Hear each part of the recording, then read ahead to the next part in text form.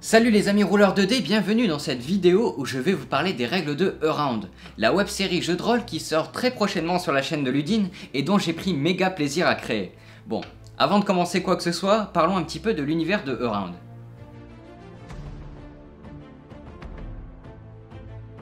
C'est un jeu de rôle médiéval fantastique à tendance horrifique. Alors la partie médiévale est surtout présente sur le fait qu'il y ait peu de choses qui existent technologiquement. La seule mécanique qui existe sont des poulies et des petits trucs dans le genre. Et les gens se foutent sur la gueule encore à coups d'épée, de bâton et d'autres trucs stylés. La partie fantastique quant à elle par contre est définie par le nombre de races. Un panel qui est assez énorme et qui va permettre d'avoir une certaine comment dire, vasteté dans la rencontre des joueurs dans ce monde qui est totalement gigantesque. Mais surtout la partie fantastique est apportée par les entités supérieures qui régissent ce monde et qui parfois croisent le destin de pauvres petits humains insignifiants, comme d'ailleurs les joueurs qui seront autour de la table. Pas mal de gens, pas mal de personnages partent à la rencontre de ces entités pour avoir un pouvoir, quelque chose d'extraordinaire qui leur permet de faire quelque chose de puissant. C'est d'ailleurs là-dessus que se joue la plupart du jeu, puisque les joueurs auront chacun un pouvoir mais aussi une contrepartie qui lui est liée, et un rituel en quelque sorte, pour pouvoir le recharger. Il y a par exemple des dieux mineurs, qui sont des dieux juste des cours d'eau, mais aussi des entités majeures, qui sont par exemple les dieux du temps. Vous allez le voir dans la présentation des personnages, il y a pas mal de différences déjà entre les pouvoirs des personnages, et c'est fort intéressant. La partie horrifique, quant à elle, est surtout apportée au niveau de l'ambiance. Puisque vous allez le voir, le monde de Around est assez cruel et violent. Tous les joueurs ne sont pas aux abris d'une mort soudaine, puisqu'ils peuvent tomber sur des créatures qui sont complètement disproportionnées, ou voire même trop puissantes pour elles. Et surtout, ils vont essayer de chercher à comprendre ce qui se trame dans ce monde, et tout ça a un prix bien sûr. Avant de parler de règles, parlons un petit peu du matériel dont nous avons besoin pour réaliser une partie de Around. Alors, c'est ultra simple. En gros, il vous faut un set de D6, donc les dés classiques du Monopoly ou alors de la bonne paye. En gros, il vous en faut 10, grand max, ça suffira largement, et ils vous serviront en fait à faire les tests, donc les tests de force, d'agilité, etc. On le verra ensuite avec les caractéristiques. Disons que par exemple, si je fais un jet de force, je vais lancer par exemple 4 dés de 6. Si je réalise 3 dés par exemple au-dessus de 4, c'est une totale réussite. Donc si je fais des dés au-dessus de 4, 5, 6, c'est une réussite. Si je fais 1, 2, 3, c'est un échec. Plus il y a de dés au-dessus de 4, 5, 6, plus la réussite est grande. Si on fait rien que des jets avec des 6, par exemple si on a 3 dés 6 au minimum, on fait une réussite critique. Et à ce moment-là, c'est le bonheur complet. En revanche, si on fait des jets avec uniquement des 1, donc au minimum 3 des 1, c'est un échec critique. Et là, attention, je vais pouvoir me faire plaisir. On aura aussi besoin d'une carte hexagonale, comme celle-ci. Elle va permettre aux joueurs de se déplacer dans la map monde et pouvoir découvrir la vasteté du monde de Around. Mais aussi une fiche d'équipement, qui va permettre de retrouver tout l'équipement qui est lié au personnage, que ça soit son armure, son arme ou alors ses accessoires. Une armure va permettre de savoir de combien de points de défense on peut bloquer une attaque, mais les points d'attaque liés à l'arme va permettre de savoir à combien on peut foutre sur la gueule de ses ennemis. Les accessoires vont permettre d'avoir des bonus sur certains tests, ou bien même d'avoir une aide ponctuelle lors d'un événement.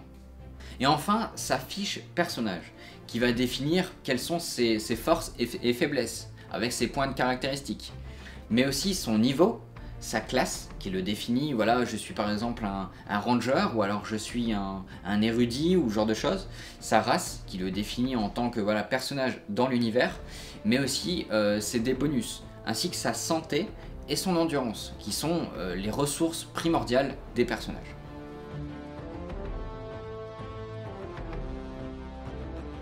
Alors comment ça se joue? Eh bien c'est très simple, chaque personnage a 18 points de caractéristiques qu'il va définir justement dans ses caractéristiques qui sont au nombre de 6.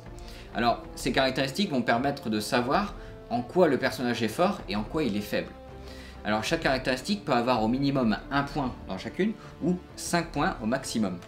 On a dans ces 6 caractéristiques différentes la force qui est la puissance physique du personnage, donc savoir si le personnage peut lever des trucs lourds, s'il peut enfoncer des portes, pousser quelque chose, enfin ce genre de truc qui est lié à la force du coup.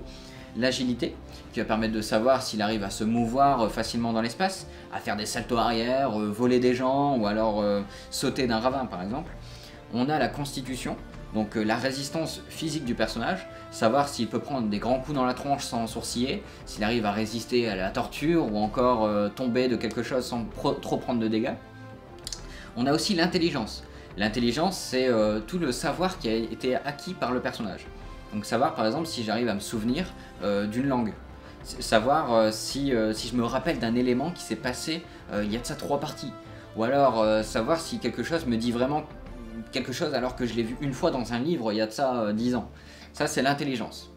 On a aussi le savoir-faire qui est assez décalé justement de l'intelligence, qui définit si on sait faire des choses comme de la magie, de l'alchimie, mais aussi de la mécanique. Tous ces genres de choses là en fait, c'est tout ce qui va être appris par le personnage, mais qui va pouvoir lui permettre de faire des choses.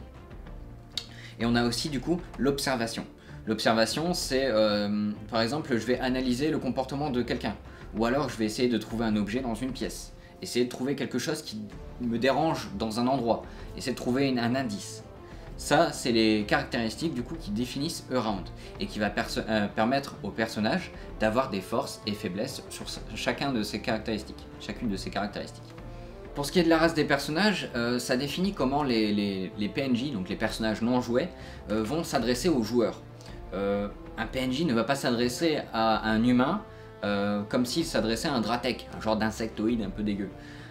Donc du coup ça définit un petit peu comment est appréhendé les discussions entre les différents personnages, que ce soit joueurs et PNJ.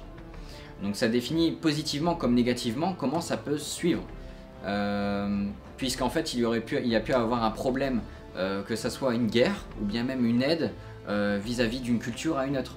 Et surtout, certaines cultures sont plus ouvertes que d'autres, et donc du coup vont accepter qu'une troupe de personnes avec plein de races en elles puisse se balader dans sa ville librement.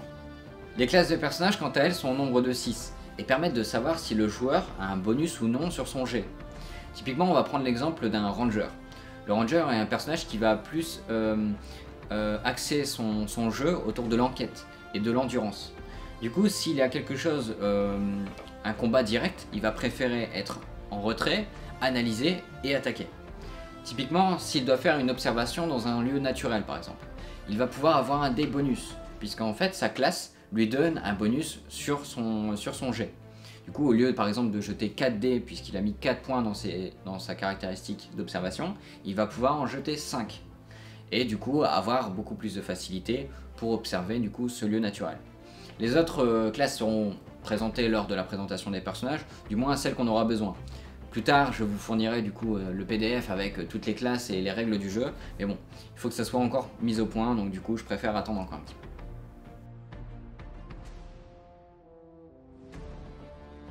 Alors, pour ce qui est des règles de combat, c'est super simple, vous allez voir, chaque arme est liée à une caractéristique.